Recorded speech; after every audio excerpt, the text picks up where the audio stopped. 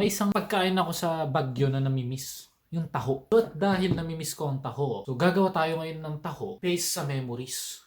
And the memories bring back the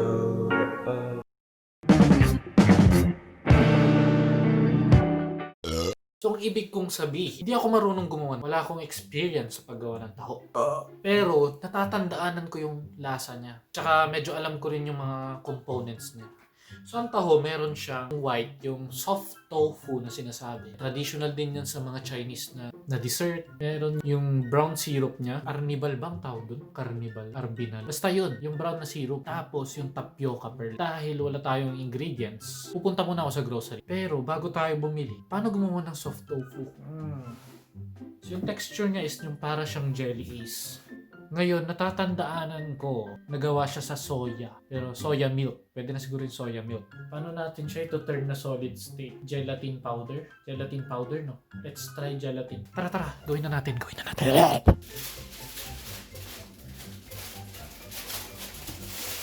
Pikapi. So yun nga no guys, kakagaling ko sa grocery at ito lang yung binili ko. Soy milk, regular. Meron tayong tapioca pearls, gelatin. Yan. Clear and unflavored.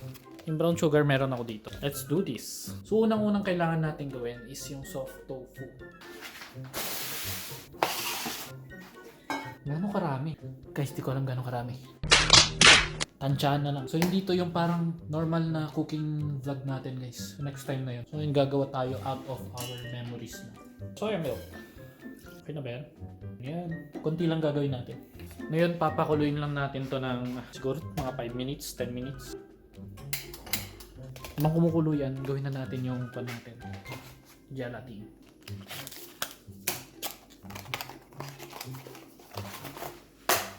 So guys, next natin gagawin is papakulo ng tubig.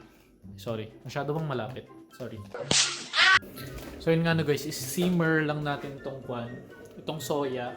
Ayoko siyang i-boil, baka masunog. Tapos nagpakulo na ako ng tubig doon para sa natin, gelatin natin. Tapos ikakalat natin siya doon sa soya milk natin. Ay.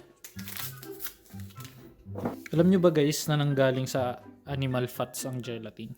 Parang masyadong marami pero sige, push natin. Tapos i-dissolve natin siya sa boiling. Excuse me po. Huwag natin siya sa boiling water. Okay na yan. Tapos itatapon natin siya doon sa milk. Baho. Ay, ayaw ko talaga yung amoy nito. Kasi pag gumagawa kami ng panakota, same procedure din. So baka, alam niyo yan, same din yung procedure sa paggawa ng soft tofu. How about new? Pwede na siguro yan, no? Ilipat ko siya dito para mas mabilis na mag-set kasi i-ref natin.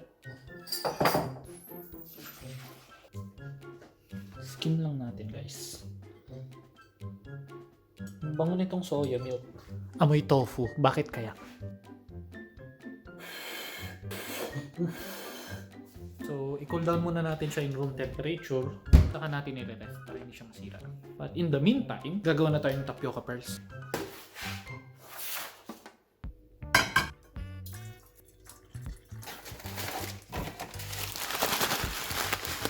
Parang yung bala lang ng airsoft, no?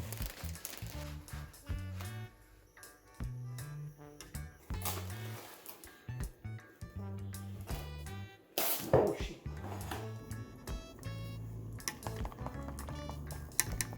So, ayun guys, habang nagsiset yung tapioca pearls natin, set aside ko muna siya kasi gagawa tayo ng brown syrup. Baka brown sugar and water lang siguro yun. Try natin. Laruin na lang natin yung mga ingredients na idadagdag natin. Base sa memory ko, medyo malabnaw yung sauce na yun. Yung syrup. Hindi siya yung super thick, hindi rin siya yung super thin. Ilang teaspoon kaya yun. Alam ko sobrang tamis na. So i-reduce lang natin to hanggang sa mag-thicken siya. Ito na yung tapioca natin.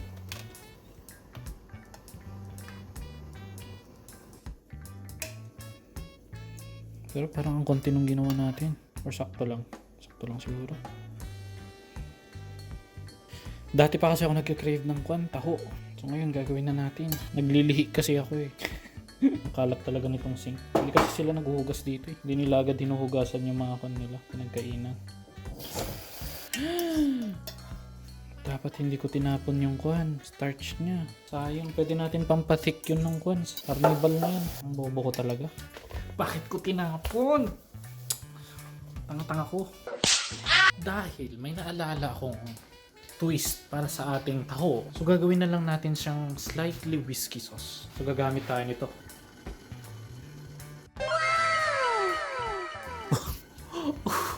I know guys, I know. It's good shit, man. Hindi na ako makapagantay. Ang tagal mag-cool down. Siyempre hindi naman natin pwedeng ilagay na mainit yung kwan. Pero pag binibili natin sa Baguio, di ba, mainit siya. Ano yung mainit dun? Yung syrup? Yung tofu ba? Feeling ko yung tofu yun eh. So ibig sabihin hindi gelatin yung nilagay. Ano yung nilagay dun? Ano ba yung mga pampatiken na ingredient na nilalagay? Mind blown, hayop. Pero anyways, this is my version. But if it works, di ba? Tignan natin kung gagana. And kung same ba siya ng lasa doon sa mga usual na taho na binibili natin. And take note, medyo upgraded tong sa atin. Medyo social siya kasi may whiskey. Jack Daniels pa, di ba? Hello guys, so I think pwede na yung taho natin. And nung chinecheck ko yung arnibal natin, medyo hindi siya ganun ka-syrupy yung dating. Pero andun yung taste, don't worry. Set aside ko lang tong mga gamit ko dito at ayusin na natin siya.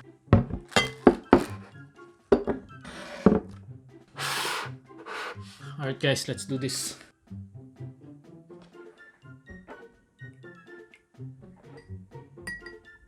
Dapat maganda, presentable. Kalat natin para per layer natin siya lalagyan para maganda tignan.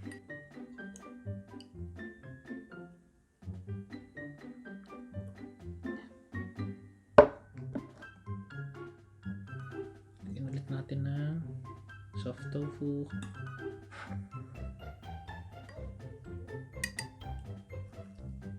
Mas okay din na hindi masyadong sticky yung syrup natin para mainom natin siya na maayos, di ba? Masyado palang marami itong ginawa natin. Dito sana si Maymay para matikman niya, di ba?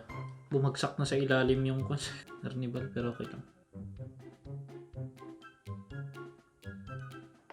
Alright. Ayan na guys. Looks like taho naman, di ba? Titikman na natin ang ating taho. Kita niyo ba? Dapat traditional nating kanto. Dapat may straw ako.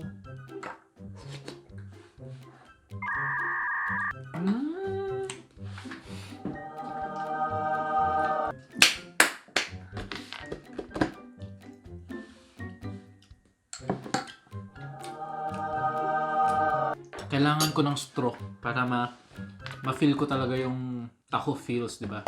Sinusutot ang taho. Iniinom kasi natin yung straw. Wait lang. Wala akong straw. Wala akong mahanap. Kainis. Karamihang shop kasi dito strawless. So, pero shop siya. Mas masarap pa siya sa normal na taho na nabibili.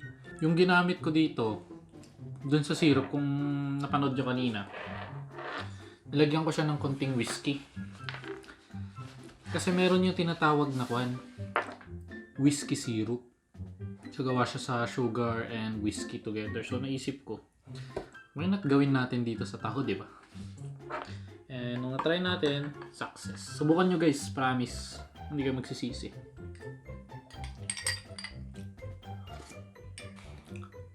Nakakagaan ng loob. But anyway guys, thank you guys for watching. That's it. That's it for this video. Bye-bye.